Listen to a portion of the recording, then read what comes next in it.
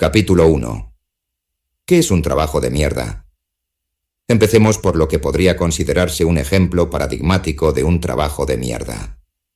Kurt trabaja como subcontratista para el ejército de Alemania. Bueno, en realidad está contratado por un subcontratista de un subcontratista de un subcontratista del ejército de Alemania. He aquí cómo describe su trabajo. El ejército alemán tiene un subcontratista que le hace todo el trabajo relacionado con tecnologías de la información, IT, por sus siglas en inglés. La empresa de IT tiene un subcontratista que le lleva la logística. La empresa de logística tiene un subcontratista que se encarga de la gestión de su personal, y yo trabajo para esta compañía. Supongamos que el soldado A se traslada a un despacho que está 2 puertas más allá del que tenía. En vez de limitarse a llevar él mismo su ordenador, tiene que rellenar un formulario. El subcontratista de IT recibe el formulario. Sus empleados lo leen y lo aprueban, y lo transmiten a la empresa de logística. Esta empresa tiene entonces que aprobar el traslado del ordenador y solicitar personal para ello. Los empleados de mi empresa hacen su trabajo, sea cual sea este, y ahí es donde entro yo. Recibo un correo electrónico que dice: preséntese en el barracón B a la hora C. Normalmente los barracones están a una distancia de entre 100 y 500 kilómetros de mi casa, por lo que tengo que alquilar un coche y conducir hasta donde me digan. Una vez allí, llamo a la central para comunicar que he llegado, relleno un formulario, desenchufo todos los cables del ordenador, lo meto en una caja, la cierro, un empleado de la empresa de logística la lleva al nuevo despacho, abro la caja, instalo el ordenador, vuelvo a llamar a la central para decirles cuánto tiempo me ha llevado. Obtengo un par de firmas, conduzco de vuelta a casa con el coche alquilado, envío a la central todo el papeleo y en ese momento dan la orden de pagarme por el trabajo. Por tanto, en vez de que el propio soldado desplace su ordenador unos 5 metros, 2 personas tienen que conducir entre 6 y 10 horas, rellenar unas 15 páginas de formularios y malgastar 400 euros del dinero de los contribuyentes. Esta descripción podría sonar al clásico ejemplo sobre la ridícula burocracia militar que Joseph Heller hizo famosa en su novela de 1961 Trampa 22, si no fuera por un punto clave. Casi nadie de este ejemplo trabaja en realidad para el ejército. Técnicamente, casi todos forman parte del sector privado. Hubo un tiempo, por supuesto, en el que cada ejército nacional tenía sus propios departamentos de comunicaciones, logística y personal, pero hoy en día todo tiene que hacerse utilizando múltiples niveles de subcontratación con empresas privadas. El trabajo de Kurt puede contemplarse como un ejemplo paradigmático de trabajo de mierda por una sencilla razón. Si se eliminase ese empleo, no pasaría absolutamente nada. De hecho, lo más probable es que las cosas mejorasen, ya que las bases militares alemanas tendrían que encontrar una forma más razonable de trasladar sus equipos. Y lo más significativo es que no solo el trabajo de Kurt es un trabajo de mierda, sino que el propio Kurt es perfectamente consciente de ello. En el blog en el que publicó esta descripción, acabó defendiendo que su trabajo era inútil frente a 3 entusiastas del libre mercado que aparecieron al instante. Como suelen hacerlo los entusiastas del libre mercado en los foros de Internet, insistiendo en que, dado que su trabajo había sido creado por el sector privado, por definición, tenía que servir a un propósito legítimo. En mi opinión, esta es una característica muy clara de un trabajo de mierda. Es tan inútil que incluso la persona que tiene que efectuarlo todos los días es incapaz de convencerse de que existe una buena razón para hacerlo. Puede que no se atreva a admitirlo ante sus compañeros. A menudo hay buenos motivos para no hacerlo, pero aún así está convencido de ello. Así pues, tomemos esta característica para realizar una primera definición provisional. Definición provisional. 1. Un trabajo de mierda es una forma de empleo tan carente de sentido, tan innecesaria o tan perniciosa, que ni siquiera el propio trabajador es capaz de justificar su existencia.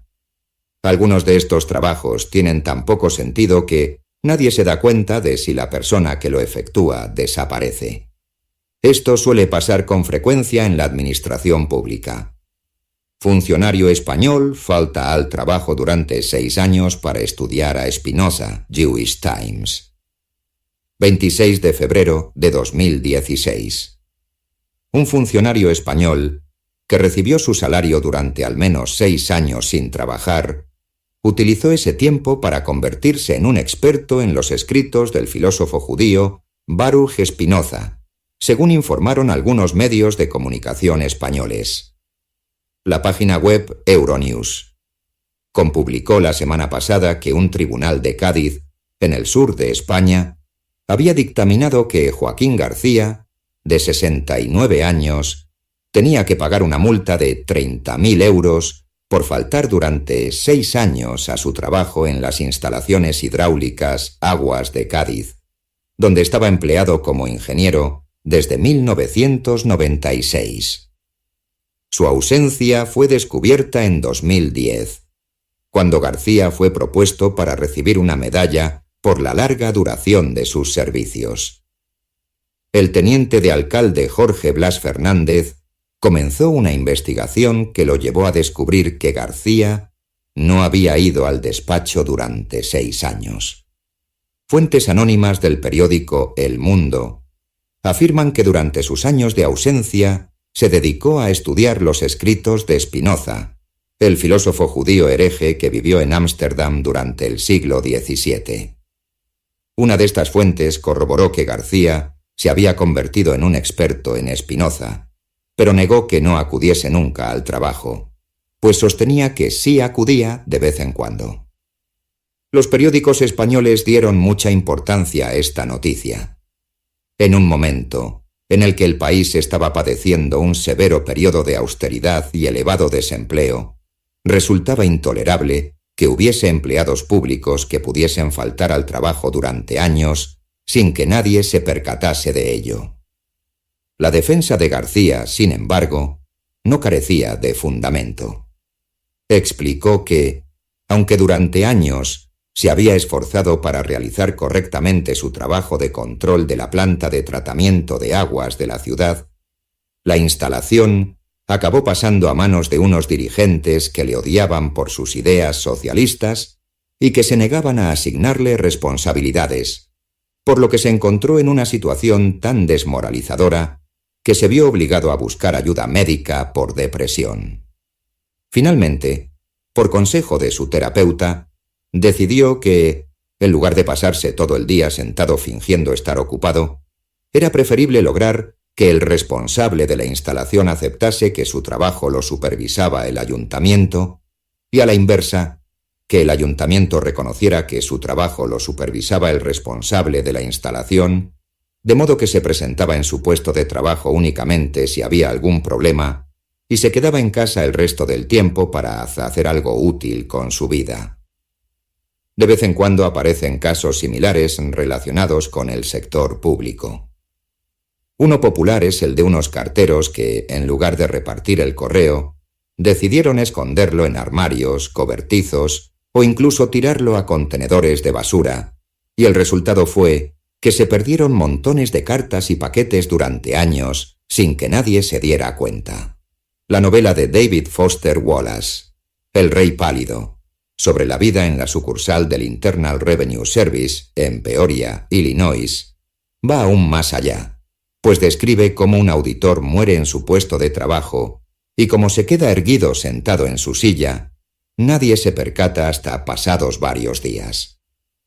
Puede que esto parezca una caricatura absurda, pero en 2002 ocurrió algo casi idéntico en Helsinki.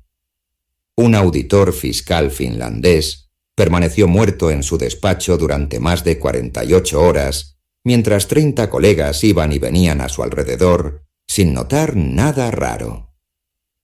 La gente creyó que deseaba trabajar tranquilo y nadie quiso molestarle, comentó su supervisor, lo cual, pensándolo bien, es bastante considerado.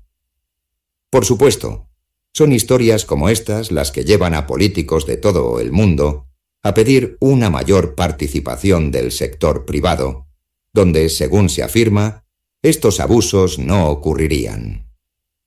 Y aunque es cierto que hasta el momento no hemos tenido noticia de empleados de FedEx o UPS que almacenen paquetes en sus cobertizos, la privatización también genera su propia variedad de locuras, a menudo mucho menos refinadas, tal y como demuestra el caso de Cart.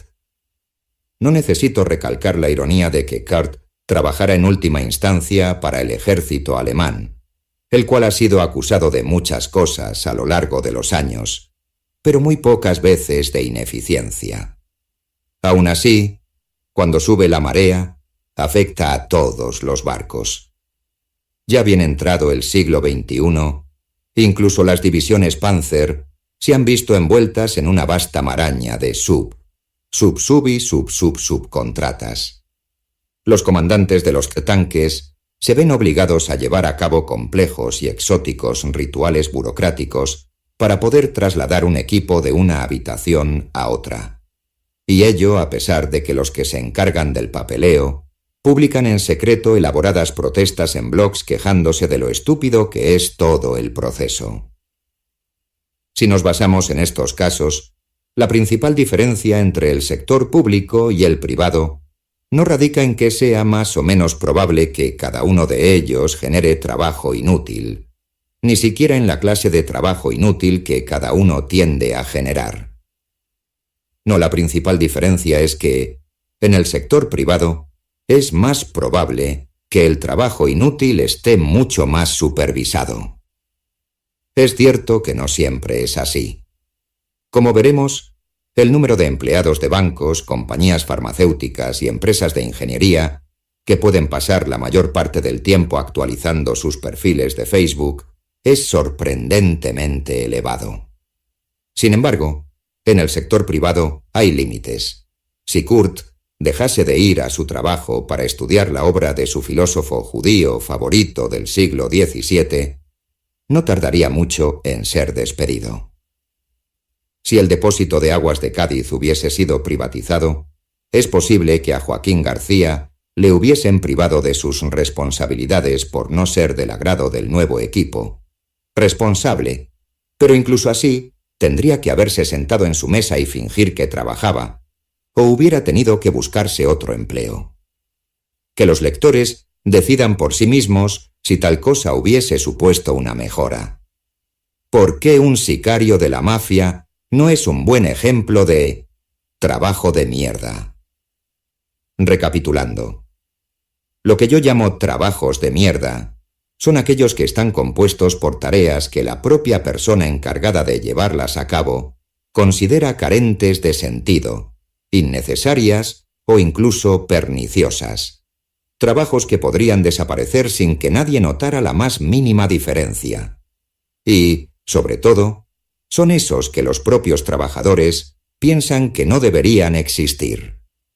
El capitalismo contemporáneo parece estar plagado de este tipo de trabajos.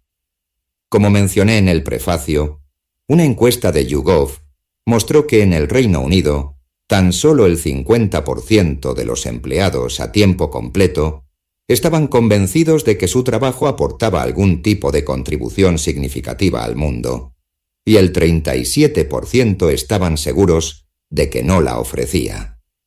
Y otra encuesta realizada en Holanda por la empresa Schouten Nelissen elevaba esa última cifra hasta el 40%.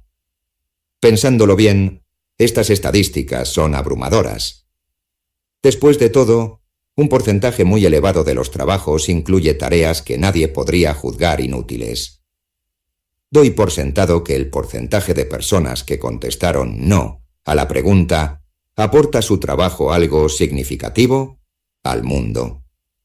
fue de aproximadamente 0 entre los profesionales de enfermería, conductores de autobús, dentistas, barrenderos, granjeros, profesores de música, técnicos de reparación, jardineros, bomberos, escenógrafos, fontaneros, periodistas, inspectores de seguridad laboral, músicos, sastres y guardias de cruce escolares. Mi propia investigación también muestra que muy pocos de los dependientes, camareros y otros proveedores de servicios consideran tener trabajo sin sentido. Muchos trabajadores del sector servicios odian su trabajo, pero incluso estos son conscientes de que lo que hacen aporta algo significativo al mundo. Así pues, si entre el 37 y el 40% de la fuerza laboral de un país insiste en que su trabajo no aporta nada en absoluto a la sociedad, y otra parte importante presiente que puede no hacerlo, la única conclusión posible es que si sospechamos que un trabajador de oficina cree tener un trabajo absurdo, es porque ciertamente lo tiene. En este primer capítulo, mi principal objetivo es definir qué entiendo por trabajos de mierda, y en el siguiente, ofrecer una lista de las que, en mi opinión, son las principales variedades de estos trabajos. De esta forma, en los capítulos siguientes podré explorar cómo surgen, por qué se han extendido tanto y cuáles son sus efectos sociales, psicológicos y políticos, pues estoy convencido de que tales efectos son profundamente dañinos.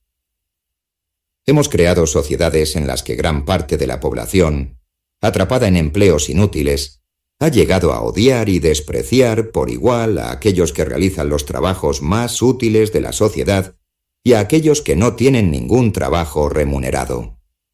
Dicho esto, antes de poder analizar esta situación, es necesario abordar algunas posibles objeciones. Es posible que el lector haya notado cierta ambigüedad en mi definición inicial, pues describo los trabajos de mierda como aquellos que incluyen tareas que el propio trabajador considera carentes de sentido, innecesarias o incluso perniciosas. Aunque está claro que los trabajos que no tienen ningún efecto significativo sobre el mundo y los trabajos que tienen efectos perniciosos sobre el mundo no son lo mismo en absoluto. La mayoría de nosotros estamos de acuerdo en que un sicario de la mafia hace más daño que bien al mundo, pero realmente es un trabajo de mierda. De alguna manera esto último no nos parece del todo correcto. Como nos enseña Sócrates, cuando esto ocurre, cuando nuestras propias definiciones nos resultan intuitivamente erróneas es porque no somos conscientes de lo que en realidad pensamos. Por tanto, sugiere que el verdadero papel de los filósofos es decir a la gente lo que ya sabe pero no se da cuenta de saber. Y se podría decir que los antropólogos como yo hacen algo similar. De alguna forma, la expresión trabajos de mierda tiene sentido para mucha gente, lo que significa que, al menos a un nivel intuitivo y tácito, dispone de unos criterios en mente que le permiten afirmar ese era un trabajo de mierda o aquel era un trabajo malo, pero no diría exactamente que era un trabajo de mierda. Muchas personas con trabajos perniciosos piensan que la frase se adapta muy bien a lo que hacen, y otros claramente no lo sienten así. La mejor forma de intentar averiguar cuáles son esos criterios es examinar los casos más extremos. Entonces, ¿por qué nos chirría decir que un sicario tiene un trabajo de mierda? Sospecho que existen múltiples razones, pero una de las principales es que es poco probable que el sicario de la mafia, a diferencia de, por ejemplo, un especulador de divisas o un investigador de marketing, afirme ser lo que no es. Es cierto que un mafioso tenderá a decir que solo es un hombre de negocios, pero siempre que esté dispuesto a reconocer la verdadera naturaleza de su ocupación, no tendrá muchos problemas en decir qué es lo que hace. Es muy improbable que finja que su trabajo es en cierto modo beneficioso para la sociedad, o que insista en que contribuye al éxito de un grupo que proporciona un producto o servicio útil, drogas, prostitución, etc. Pero si lo hace, será pura fachada. Esto nos permite refinar nuestra definición. Los trabajos de mierda no son solo aquellos que son inútiles o perniciosos, sino que tiene que existir también un cierto grado de fingimiento o fraude. El trabajador debe sentirse obligado a simular que, en realidad, hay una buena razón para que el trabajo exista, aunque en privado no se lo crea realmente. Tiene que haber una especie de brecha entre apariencia y realidad, un cierto grado de deshonestidad. Así pues, hagamos un segundo intento. Definición provisional. 2. Un trabajo de mierda es una forma de empleo tan carente de sentido, tan innecesaria o tan perniciosa que ni siquiera el propio trabajador es capaz de justificar su existencia, si bien se siente obligado a fingir que no es así. Por supuesto, hay otra razón por la que el trabajo de sicario no debería considerarse un trabajo de mierda, y es que el propio sicario no está convencido de que su trabajo no debería existir. La mayoría de los mafiosos creen formar parte de una antigua y honorable tradición que para ellos es un valor en sí mismo, independientemente de que contribuya o no al bien común. Esta es, por cierto, la misma razón por la cual el de señor feudal tampoco es un trabajo de mierda. Podría decirse que reyes, condes, emperadores, pachás, emires, marajás, hacendados, terratenientes y similares son personas inútiles. De hecho, muchos insistirían, y yo tiendo a estar de acuerdo con ellos, en que incluso juegan un papel pernicioso cuando intervienen en las relaciones humanas. Sin embargo, ellos no opinan lo mismo, así que, a menos que un rey sea un marxista encubierto o un republicano infiltrado, puede decirse con seguridad que el de rey no es un trabajo de mierda. Es importante tener esto en mente, ya que la mayoría de la gente que causa mucho daño al mundo está protegida contra la conciencia de hacerlo. O se permiten creer a la interminable concreción de lacayos y sumisos que inevitablemente los rodean para inventarles razones por las cuales lo que en realidad están haciendo es el bien. En la actualidad, algunos de estos grupos se conocen como comités de expertos. Exactamente lo mismo ocurre con los consejeros delegados de los bancos de inversión financiera, en gran parte especulativa, así como con los líderes militares de países como Corea del Norte y Azerbaiyán. Puede que las familias mafiosas sean un caso poco común porque tienen pocas pretensiones de este tipo, pero en última instancia no son más que versiones ilícitas y en miniatura de la misma tradición feudal. En un principio fueron asesinos a sueldo de los propietarios locales en Sicilia, que con el tiempo empezaron a operar por su cuenta. Existe una última razón por la que el trabajo de sicario no puede ser considerado un trabajo de mierda, y es que, para empezar, no está muy claro que sea un trabajo. Es cierto que los sicarios pueden estar a sueldo de un jefe criminal cumpliendo alguna función, por ejemplo, fingiendo ser vigilantes de seguridad de su casino. En tal caso, podría decirse que ese trabajo sí es un trabajo de mierda, pero como sicario no recibe paga alguna. Este aspecto nos permite refinar aún más nuestra definición. Cuando la gente habla de trabajos de mierda, se suele referir a empleos por cuenta ajena por los que el trabajador recibe un pago en forma de sueldo o salario. Muchos incluirían también las asesorías remuneradas. Como es obvio, existen muchas personas autoempleadas que se las arreglan para obtener dinero de los demás, aparentando ofrecer un beneficio o prestar un servicio. Por lo general, se las llama estafadores, timadores, charlatanes o impostores. Al igual que existen personas autoempleadas que obtienen dinero de los demás haciéndoles daño o amenazando con hacérselo, habitualmente llamadas atracadores, rateros, extorsionadores o ladrones. En el primer caso, al menos podemos hablar de fingimiento, pero nunca de trabajo, ya que no son trabajos propiamente dichos. Una estafa es un acto criminal, no una tarea profesional, y lo mismo ocurre con un atraco a un banco. La gente habla a veces de los ladrones profesionales, pero es solo una forma de decir que el robo es la principal fuente de ingresos del ladrón, ya que nadie le paga un sueldo o un salario por ejemplo, entrar a robar en las casas. Por ello, tampoco se puede decir que el hecho de ser ladrón sea un trabajo. Estas consideraciones nos permiten formular la que pienso que puede servir como definición final. Definición operativa final. Un trabajo de mierda es empleo tan carente de sentido, tan innecesario o tan pernicioso que ni siquiera el propio trabajador es capaz de justificar su existencia, a pesar de que, como parte de las condiciones de empleo, dicho trabajador se siente obligado a fingir que no es así. Sobre la importancia del elemento subjetivo y también sobre por qué puede asumirse que los que creen que tienen un trabajo de mierda suelen tener razón. Esta es, en mi opinión, una definición útil, o al menos lo bastante buena para el objetivo de este libro. Puede que el lector atento haya percibido una última ambigüedad.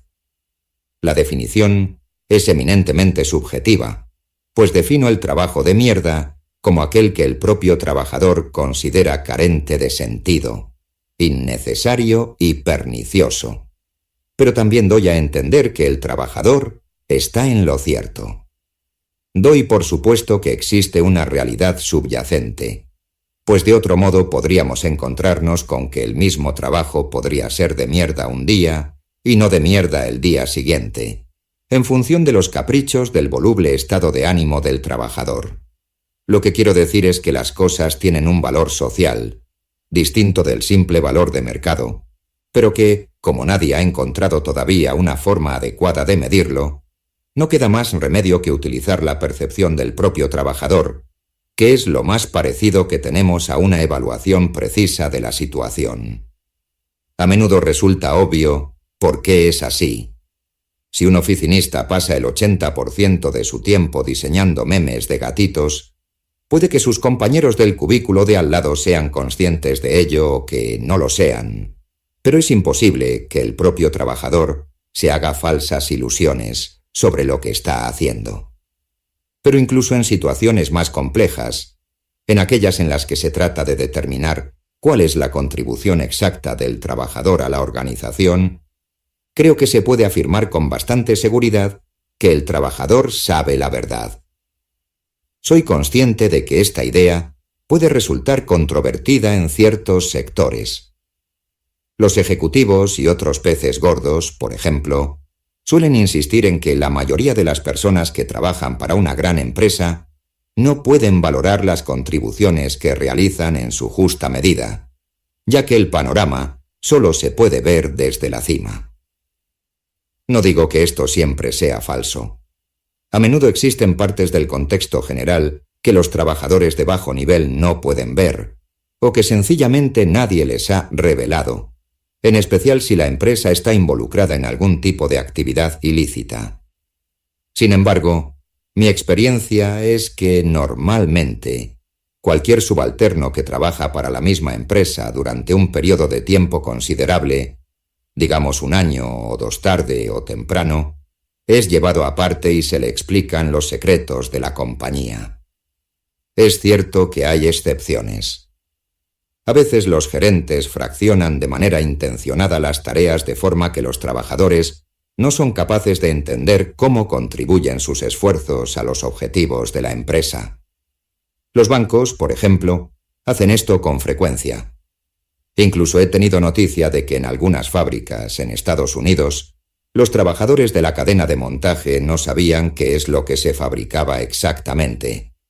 Aunque en tales casos casi siempre era así, porque los propietarios habían contratado de forma intencionada a trabajadores que no hablaban inglés. Bien es verdad que en estos casos los trabajadores tienden a asumir que sus trabajos son útiles, aunque no sepan precisamente cómo. En líneas generales, pienso que los empleados suelen saber qué está pasando en una oficina o en una planta de producción, y en qué contribuye su trabajo a la empresa y en qué no, si no a la perfección, al menos mejor que cualquier otro. Con los jefes ya no está tan claro. Un punto recurrente que he encontrado en mi investigación es que los subalternos se suelen preguntar: ¿sabe mi supervisor que me paso el 80% del tiempo haciendo memes de gatos? Finge que no se da cuenta o en realidad lo desconoce. Y cuanto más se asciende en la cadena de mando, mayores son las razones para ocultar cosas y más empeora la situación. El verdadero problema surge cuando se trata de determinar si ciertos tipos de trabajo, por ejemplo, publicidad a distancia, investigación de mercado o asesoría, son inútiles, es decir, si se puede afirmar o no que producen algún tipo de valor social positivo. En este caso, todo lo que puedo decir es que lo mejor es dejar que sean los propios trabajadores los que juzguen, ya que después de todo, el valor social depende fundamentalmente de la opinión de la gente, y ellos suelen ser los mejor situados para opinar. Por tanto, puede afirmarse que si aquellos que llevan a cabo una tarea determinada creen en secreto que su trabajo carece de valor social, en general, deberíamos aceptar que están en lo cierto. Los rigoristas seguramente seguirán planteando objeciones. Es posible que pregunten: ¿cómo se puede saber con seguridad lo que piensan en secreto la mayoría de las personas que trabajan en una industria? Y la respuesta es que, como es obvio, no se puede. Aunque se pudiese realizar una encuesta entre miembros de grupos de presión o asesores financieros, no se puede saber cuántos de ellos responderían sinceramente. Cuando en el artículo que dio origen a este libro hablaba a grandes rasgos de las industrias inútiles, lo hacía dando por sentado que los miembros de los grupos de presión y los asesores financieros son muy conscientes de la inutilidad de su propio trabajo. De hecho, pienso que a muchos de ellos, por no decir a todos, les atormenta la idea de que, si sus trabajos desapareciesen, el mundo no perdería nada de valor. Puedo estar en un error.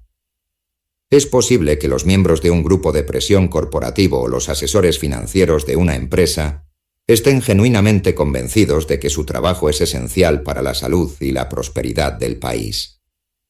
Y es posible, por tanto, que duerman profundamente por las noches, seguros de que su trabajo es una bendición para todos los que los rodean. No tengo forma de saberlo con seguridad, pero sospecho que la probabilidad de que esto sea cierto aumenta conforme se asciende en la cadena de mando, ya que se suele dar el caso de que, cuanto mayor es el daño que puede causar al mundo un estrato de poder, mayor es también el número de lacayos y propagandistas que se acumulan a su alrededor y que les obsequian con argumentos que les convencen de que están haciendo el bien, y mayor es, por tanto, la probabilidad de que al menos parte de esos poderosos se lo crea. Los grupos de presión corporativos y los asesores financieros parecen ser responsables de un porcentaje desproporcionadamente elevado del daño causado en el mundo.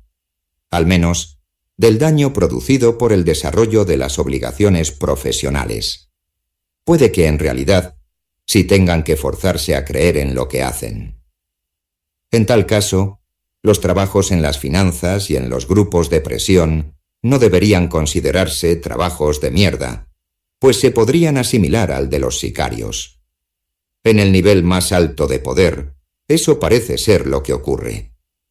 En el artículo de 2013, por ejemplo, comentaba que nunca había conocido a un solo abogado corporativo que no pensase que su trabajo era absurdo. Por supuesto, esto puede deberse a la clase de abogados corporativos que es más probable que yo conozca. Aquellos que antes fueron poetas y músicos, y, lo que es más significativo, aquellos que no tienen una posición social muy elevada.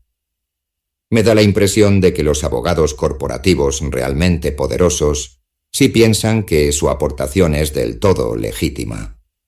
O puede que simplemente les dé igual si hacen el bien o provocan daños. En lo más alto de la cadena trófica financiera, sin duda este es el caso.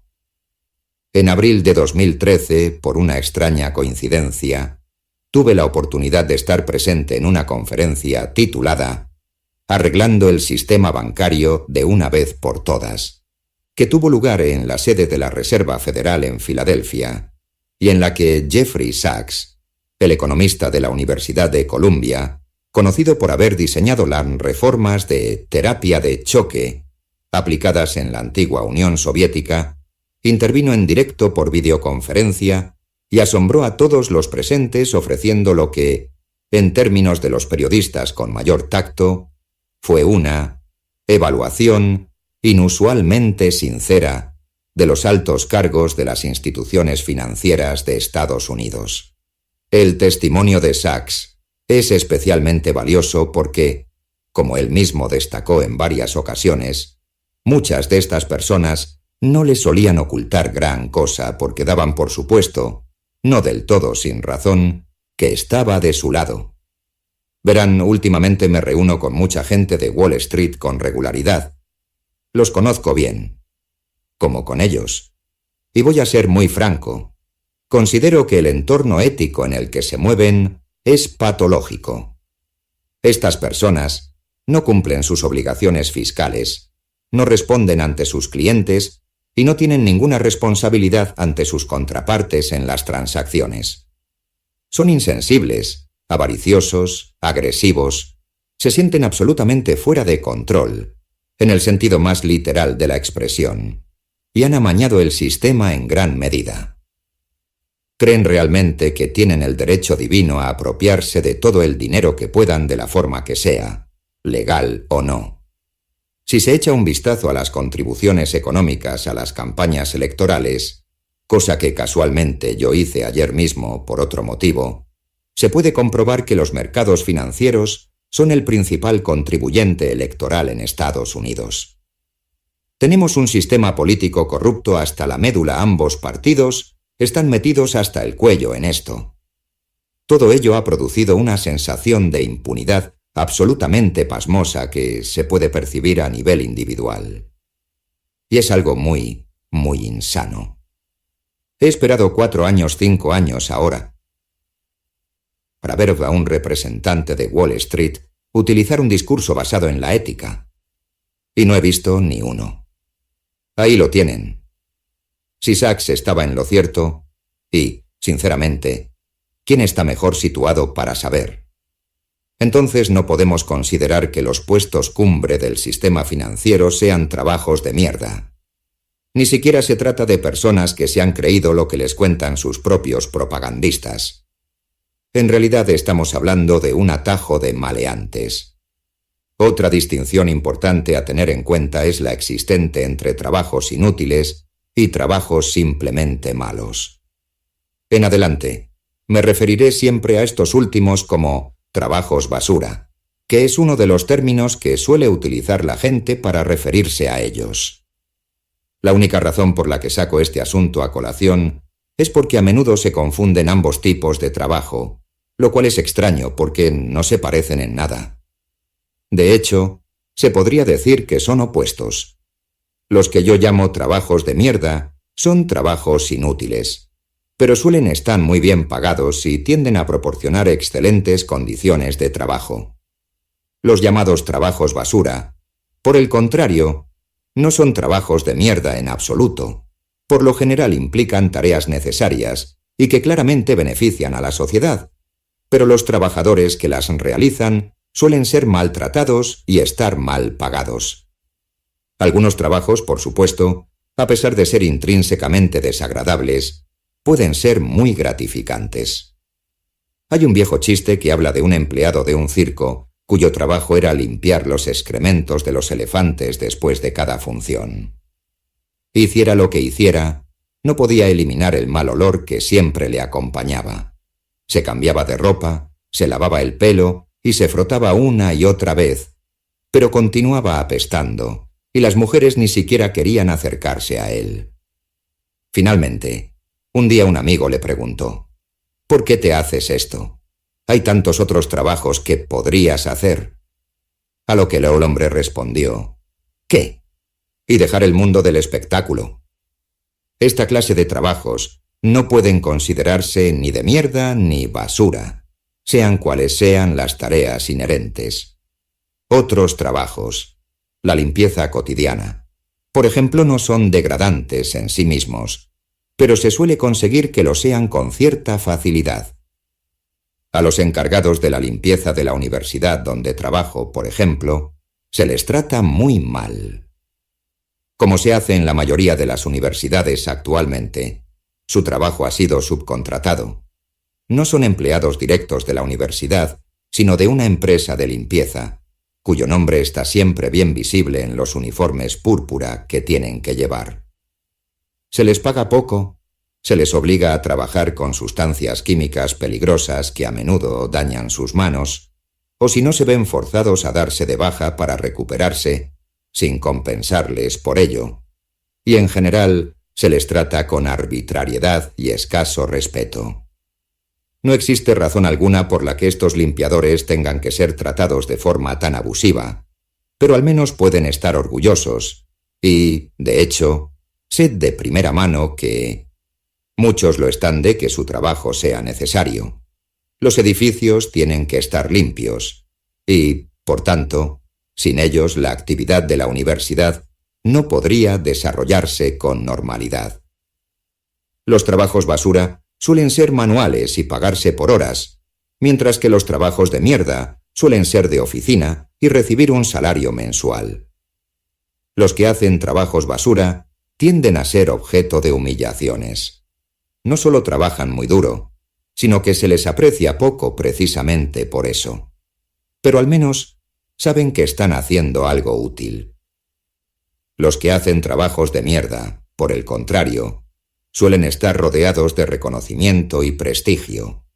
Son respetados como profesionales, están bien pagados y se les considera triunfadores, la clase de personas que pueden estar orgullosas de su labor. Sin embargo, en su fuero interno son conscientes de que en realidad no han logrado nada. Piensan que no han hecho nada para merecer los juguetes con los que llenan sus vidas. Sienten que todo se basa en una mentira, y así es. Se trata de dos formas de opresión profundamente distintas. Desde luego, no es mi intención equipararlas. Muy pocos de mis conocidos estarían dispuestos a cambiar un puesto de gerencia de nivel medio, por mucho que carezca de sentido, por un trabajo cavando zanjas, a pesar de saber que las zanjas tienen que ser cavadas.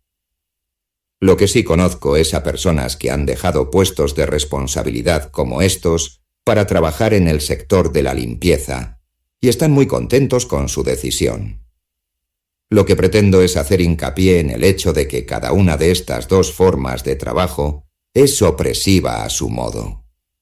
Además, es teóricamente posible que un trabajo sea a la vez de mierda y basura. En mi opinión, cabría decir que si uno intenta imaginarse el peor trabajo que podría tener, este debería ser una combinación de ambos tipos de trabajo. En una ocasión, durante su exilio forzado en un campo de concentración siberiano, Dostoyevski desarrolló la teoría de que la peor tortura que se podría diseñar sería obligar a alguien a efectuar a perpetuidad una tarea claramente inútil. Aunque los convictos enviados a Siberia, en teoría, tenían que hacer trabajos forzados, observó que en realidad estos no eran tan penosos. Muchos campesinos, por ejemplo, trabajaban mucho más duro. Ahora bien, los campesinos realizaban tareas que les beneficiaban directamente, al menos en parte, mientras que en los campos de concentración, la dureza de la labor residía en que el trabajador no recibía nada a cambio. Se me ocurrió que, si se desease reducir a un hombre a la nada, castigarle de manera absolutamente atroz, machacarle de tal forma que hasta el asesino más endurecido temblase de miedo ante la mera perspectiva, bastaría con dejarle muy claro que el trabajo que se le fuerza a realizar una y otra vez es inútil hasta el absurdo. Los trabajos forzados, tal y como se llevan a cabo en la actualidad, no suelen tener interés alguno para el convicto, pero al menos son útiles. Hacer ladrillos, cavar zanjas, construir, etc. Todas estas ocupaciones tienen un significado y un propósito, e incluso hay veces en las que el prisionero se interesa por lo que hace y se esfuerza por mejorar su habilidad. Sin embargo, si se le obligase a verter agua o arena de un recipiente a otro una y otra vez, o a mover un montón de tierra de un sitio a otro sin parar, estoy convencido de que al cabo de pocos días el prisionero optaría por colgarse o por cometer 1000 crímenes castigados con pena capital, prefiriendo morir antes que seguir sufriendo semejante humillación, vergüenza y tortura. Sobre la idea equivocada de que los trabajos de mierda se encuentran sobre todo en el sector público. Hasta el momento hemos establecido 3 amplias categorías de trabajos: la de trabajos útiles, que pueden ser o no trabajos basura, la de trabajos de mierda, y una pequeña pero peligrosa zona de penumbra compuesta por trabajos como el de gángster, explotador de inquilinos, abogado corporativo de alto nivel o consejero delegado de fondos de inversión, perfectos para malnacidos egoístas que no fingen ser otra cosa. Con carácter general, pienso que es justo confiar en que quienes desempeñan tales trabajos son los que mejor saben a qué categoría pertenecen. Lo que me propongo hacer a continuación, antes de centrarme en las tipologías, es aclarar algunos conceptos erróneos muy comunes. Si se le habla de trabajos de mierda a alguien que nunca ha escuchado el término, esa persona puede entender que se le está hablando de trabajos basura. Por otro lado, si uno aclara el término, es probable que el interlocutor caiga en algún estereotipo. Puede pensar que nos referimos a los burócratas del gobierno, o, si es admirador de Douglas Adams y su guía del autoestopista galáctico, puede pensar que estamos hablando de los peluqueros. Veamos primero a los burócratas, que son más fáciles de abordar. Dudo que haya gente que niegue que en el mundo existen demasiados burócratas inútiles, pero lo que me resulta más significativo es que hoy en día parece haber tantos burócratas inútiles en el sector privado como en el público. Es igual de probable encontrarse con un exasperante hombrecillo trajeado leyendo en voz alta reglas y normas incomprensibles tanto en un banco o en una tienda de teléfonos móviles como en una oficina de pasaportes o de planificación urbanística. Y, lo que es más importante, las burocracias públicas y privadas se han mezclado tanto que a menudo es muy difícil distinguirlas. Esta es una de las razones por las que decidí empezar este capítulo como lo hice, describiendo el caso de un hombre que trabaja para una empresa privada subcontratada por el ejército alemán. No solo ponía de manifiesto que es un error dar por supuesto que los trabajos de mierda existen sobre todo en las burocracias gubernamentales, sino que también ilustraba el hecho de que las reformas de mercado casi siempre acaban creando aún más burocracia, no menos. Tal y como señalé en mi libro anterior, La utopía de las normas, si uno se queja de las trabas burocráticas de su banco, los empleados suelen excusarse diciendo que todo es culpa de las normas del gobierno. Pero si se investiga el origen real de tales normas, es probable que se descubra que la mayoría de ellas fueron escritas por los propios bancos. A pesar de ello, la idea de que el gobierno siempre tiene un exceso de normas de contratación y niveles innecesarios de jerarquía administrativa, mientras que el sector privado está limpio de polvo y paja hoy en día, está tan arraigada en la mentalidad de la gente que no parece haber prueba alguna que pueda arrancársela. No cabe duda de que parte de este error proviene de los recuerdos que tenemos del funcionamiento de países como la Unión Soviética, donde la política de pleno empleo forzaba a crear empleos para todo el mundo, fuesen o no necesarios. Por ello, La URSS acabó teniendo tiendas en las que los clientes tenían que pasar por 3 dependientes distintos para comprar una barra de pan, o equipos de obreros en los que en todo momento había un tercio trabajando y los 2 restantes estaban bebiendo, jugando a las cartas o echando la siesta. Casos como estos se utilizan siempre como ejemplos de lo que nunca ocurriría en el mundo capitalista, pues lo último que haría una empresa privada que tiene que competir con otras empresas privadas sería contratar a gente que en realidad no necesita. Más bien al contrario, la queja habitual respecto al capitalismo es que es demasiado eficiente y que, en los lugares de trabajo privados, los empleados son presionados constantemente con incrementos de productividad, cuotas y vigilancia. Obviamente, no voy a negar que esto último es lo más habitual. De hecho, la presión sobre las empresas para que realicen recortes de personal e incrementen su eficiencia se ha redoblado desde el frenesí de fusiones y adquisiciones de la década de 1980. Sin embargo, esta presión ha sido dirigida casi de forma exclusiva hacia las personas que se encuentran en la base de la pirámide, las que realmente fabrican, mantienen, arreglan o transportan cosas. Cualquiera que tenga que llevar un uniforme en su trabajo diario, por ejemplo, es probable que tenga que soportar no poca presión. Los repartidores de FedEx y UPS tienen que ajustarse a agotadores planes de reparto diseñados con criterios de eficiencia científica, mientras que en los niveles superiores de estas mismas empresas las cosas son distintas. La razón podemos encontrarla en la principal debilidad del culto gerencial a la eficiencia, en su talón de Aquiles, cuando los gerentes comenzaron a sacarse de la manga estudios científicos sobre las formas más eficientes en tiempo y energía de utilizar la mano de obra, casi nunca se aplicaban las mismas técnicas a sí mismos, o si lo hacían, los resultados solían ser los opuestos a los deseados.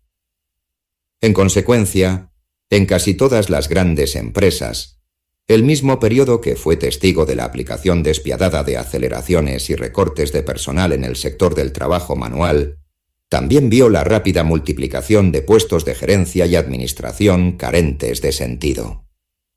Era como si las empresas se dedicasen a ahorrar costes en los niveles más bajos y a utilizar esos ahorros para contratar a aún más empleados innecesarios en los más altos.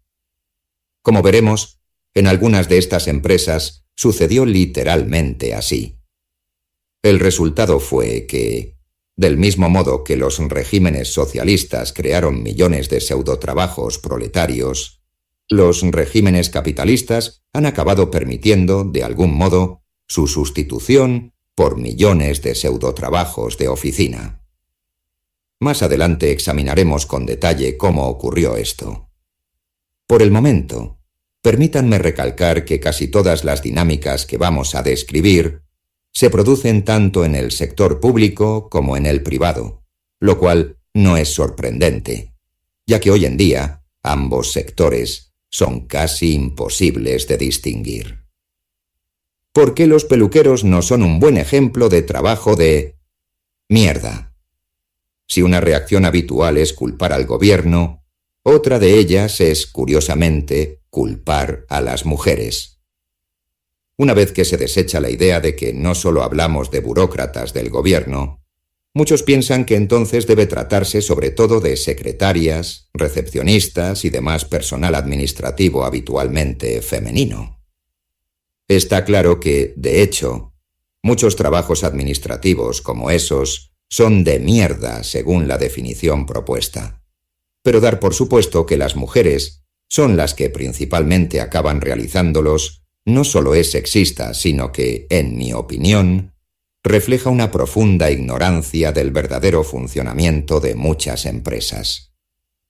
En realidad, es mucho más probable que la asistente administrativa del subdirector o del gerente de redes estratégicas sea la única que esté haciendo un trabajo real, y que sea su jefe el que tiene tiempo para estar ocioso en su despacho jugando al World of Warcraft.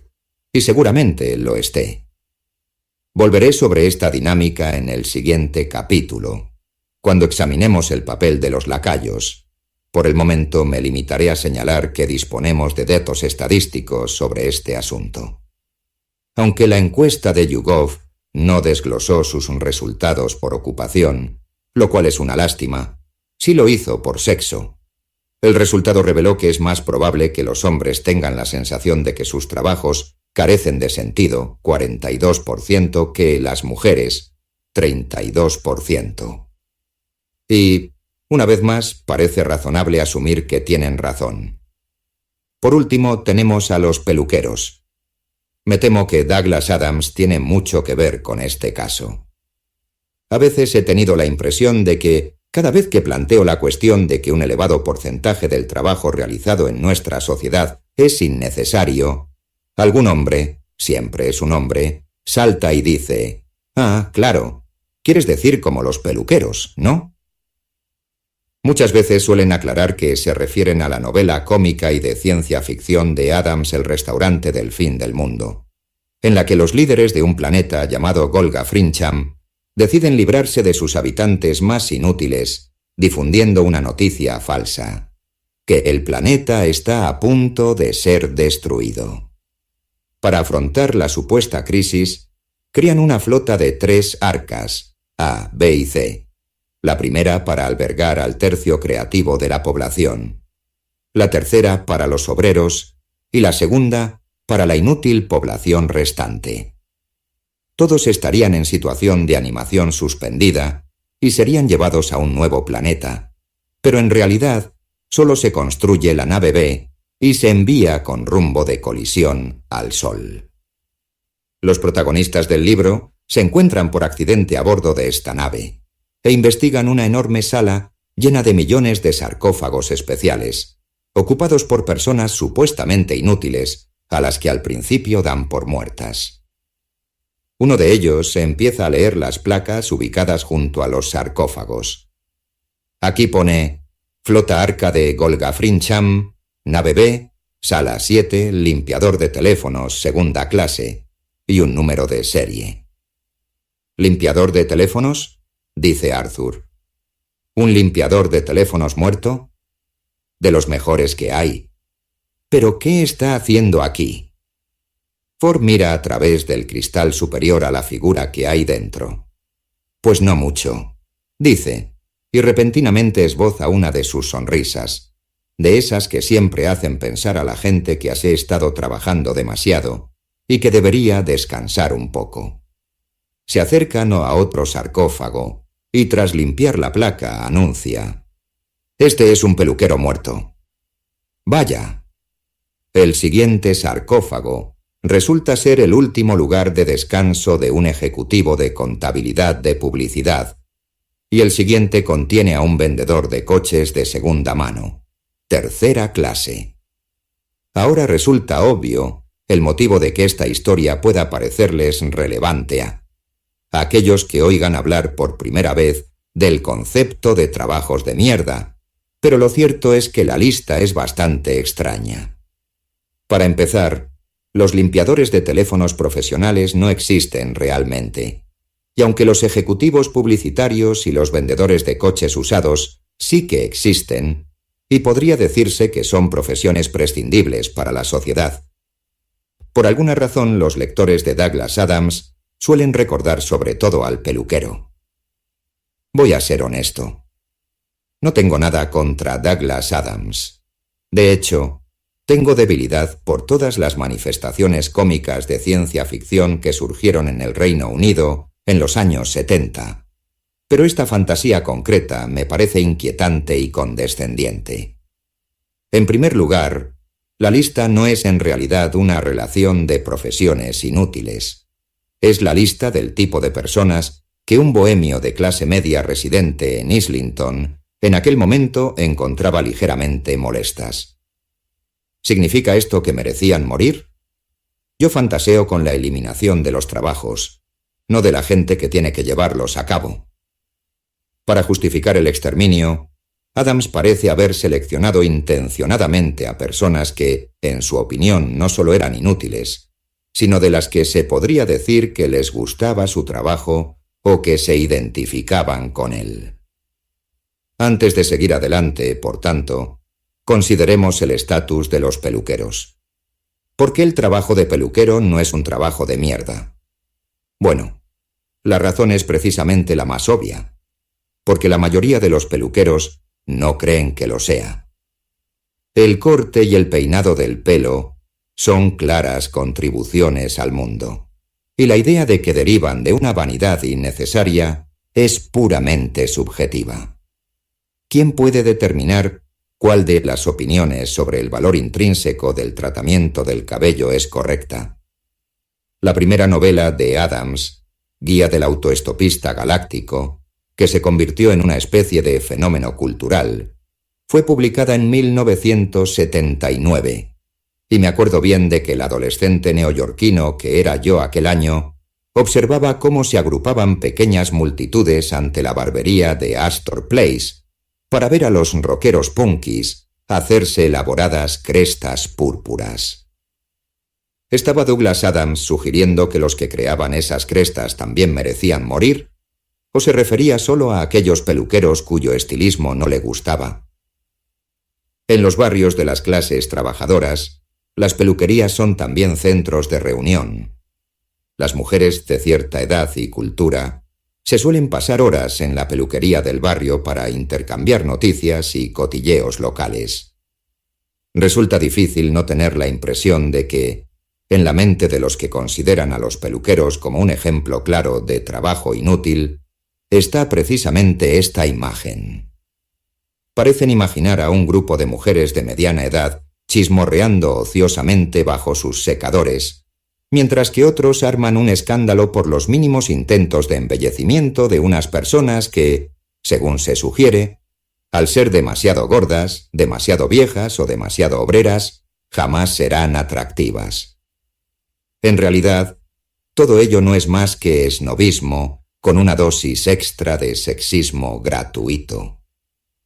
Las objeciones al oficio de peluquero en base a estas razones tienen tanto sentido como decir que ser propietario de una bolera o tocar la gaita es un trabajo de mierda solo porque no nos gustan los bolos o el sonido de la gaita, ni tampoco las personas a las que sí les gustan. Es posible que algunos piensen que estoy siendo injusto. Como sabes, podrían objetar que Douglas Adams no se refería a los peluqueros de los pobres, sino a los de los muy ricos. ¿Qué pasa con los estilistas superpijos que cobran unas cantidades desorbitadas de dinero solo por hacer que las hijas de los financieros o los ejecutivos cinematográficos parezcan singulares dentro de la moda capilar del momento? ¿No tendrán ellos la secreta sospecha de que su trabajo carece de valor o que incluso es pernicioso? ¿Acaso no es ese un trabajo de mierda? En teoría, por supuesto, debemos admitir que podría ser así, pero exploremos a fondo esta posibilidad. Obviamente, no existe una forma objetiva de evaluar la calidad que hace que el corte de pelo X cueste $15, el corte de pelo Y cueste $150 y el corte de pelo Z cueste $500. En este último caso, la mayoría de las veces, lo que el cliente está pagando principalmente no es más que la facultad de poder decir que puede pagar uno. $500 por un corte de pelo, o tal vez que le ha cortado el pelo el mismo estilista que se lo corta a Kim Kardashian o a Tom Cruise. Hablamos, por tanto, de una clara exhibición de frivolidad y despilfarro. Pues bien, se podría argumentar que existe una profunda afinidad estructural entre la frivolidad derrochadora y la sandez, y, de hecho, algunos teóricos de la psicología económica como Thorstein Veblen, Sigmund Freud o Georges Bataille han señalado que, en la cúspide de la pirámide de la riqueza, pensemos en los ascensores chapados en oro de Donald Trump. La línea que separa el lujo extremo de la absoluta gilipollez es muy delgada. Esta es la razón por la que, en los sueños, el oro suele estar representado por excrementos y viceversa. Existe, de hecho, una larga tradición literaria, desde 1883, con el libro Au bonheur des dames, El paraíso de las damas, del escritor francés Émile Zola, hasta innumerables números humorísticos británicos que proclama los profundos sentimientos de desprecio y odio que los dueños y dependientes de todos los comercios de venta al por menor suelen sentir tanto por sus clientes como por los productos que les venden. Si el trabajador minorista cree verdaderamente que no aporta nada de valor a sus clientes, ¿se puede decir que tiene un trabajo de mierda? Yo diría que, de acuerdo con nuestra definición final, la respuesta técnica debería ser que sí, pero, al menos según mi propia investigación, en realidad el número de minoristas que piensan de este modo es bastante pequeño. Los proveedores de perfumes caros pueden pensar que sus productos son demasiado caros y que la mayoría de sus clientes son idiotas, groseros y toscos, pero muy pocas veces piensan que la industria del perfume en sí misma debiera ser suprimida. Mi investigación demostró que dentro de la economía de servicios tan solo existían 3 excepciones significativas a esta norma: los proveedores de tecnología de la información, IT, los vendedores telefónicos y los trabajadores del sexo. Buena parte de los de la primera categoría y casi todos los de la segunda estaban convencidos de que lo que hacían era prácticamente un timo. El último ejemplo es más complicado y nos lleva probablemente a un territorio algo más pernicioso, que excede los límites del trabajo de mierda. Pero pienso que pese a todo, vale la pena tenerlo en cuenta. Cuando llevaba a cabo la investigación, un cierto número de mujeres me escribió para contarme, o me contó personalmente, su época de bailarinas de barra, conejitas de Playboy, habituales de las páginas web de Sugar Daddies, etc., y me sugirió que tales ocupaciones deberían ser mencionadas en mi libro. El argumento más convincente en este sentido me lo proporcionó una exbailarina erótica, ahora profesora, que afirmaba que la mayoría de los empleos relacionados con el sexo debían considerarse trabajos de mierda porque, aunque reconocía que gran parte del trabajo respondía con claridad a una demanda real del consumidor, en su opinión algo funciona horriblemente mal en una sociedad que, de hecho, comunica a la gran mayoría de las mujeres de su población que son más valiosas bailando en un escenario entre los 18 y los 25 años de lo que serán el resto de sus vidas, sean cuales sean su talento o sus logros. Si una mujer puede ganar 5 veces más dinero desnudándose ante un público que ejerciendo como académica de prestigio, ¿no podría entenderse que el trabajo de artista de striptease es un trabajo de mierda solo por esa razón? Es difícil rechazar un argumento tan poderoso. Y cabría añadir que el desprecio mutuo entre proveedores y usuarios de la industria del sexo suele ser mucho mayor del que se podría imaginar incluso en los locales más exclusivos. La única objeción que yo pondría es que el argumento no va lo bastante lejos. Para mí no es tanto que el trabajo de artista de striptease sea un trabajo de mierda, sino que su mera existencia nos muestra que vivimos en una sociedad de mierda. Sobre la diferencia entre trabajos de poca mierda, trabajos de mucha mierda y trabajos de mierda absoluta. Por último, tengo que abordar, aunque sea muy brevemente, la pregunta inevitable. ¿Qué pasa con los trabajos que solo son de mierda en parte? Es una pregunta difícil de responder, porque hay muy pocos trabajos que no tengan al menos unos pocos elementos carentes de sentido o estúpidos. Es muy probable que, hasta cierto punto, este hecho sea un efecto secundario inevitable del funcionamiento de cualquier organización compleja, pero está claro que existe un problema, y que ese problema tiende a ir a peor. Creo que no conozco a nadie que, habiendo tenido el mismo trabajo durante 30 años o más, no tenga la impresión de que el volumen de chorradas ha ido aumentando con el tiempo. De hecho, podría añadir que esto también se ha producido en mi trabajo. Los profesores de educación superior Cada vez nos pasamos más tiempo cumplimentando el papeleo administrativo. Y además se puede documentar, porque una de las tareas inútiles que nos exigen hacer ahora, y que antes no nos pedían, es rellenar encuestas trimestrales de distribución de tiempo, en las que registramos precisamente cuánto tiempo empleamos cada semana en el papeleo administrativo. Todos los indicios indican que esta tendencia se está acelerando. Tal y como señaló en 2013 la versión francesa de la revista Slate, la bullshitisation de l'économie n'est qu'à ses débuts. La mierdificación de la economía acaba de empezar. Aunque sea inexorable, el proceso de mierdificación es muy inconsistente y no afecta por igual a todo el mundo. Por razones obvias, influye en mayor medida en los empleos de clase media que en los de clase trabajadora, y dentro de estos últimos suele afectar más a los trabajos tradicionalmente femeninos. Muchas enfermeras, por ejemplo, se han quejado de que tienen que dedicar hasta el 80% de su tiempo a papeleo, reuniones, etc., mientras que los camioneros y los albañiles casi ni lo notan. En relación con este tema disponemos de algunas estadísticas. El gráfico 1 procede de la edición estadounidense del 2016 a 2017, State of Enterprise Work Report, informe 2016 a 2017 sobre la situación del trabajo en las empresas.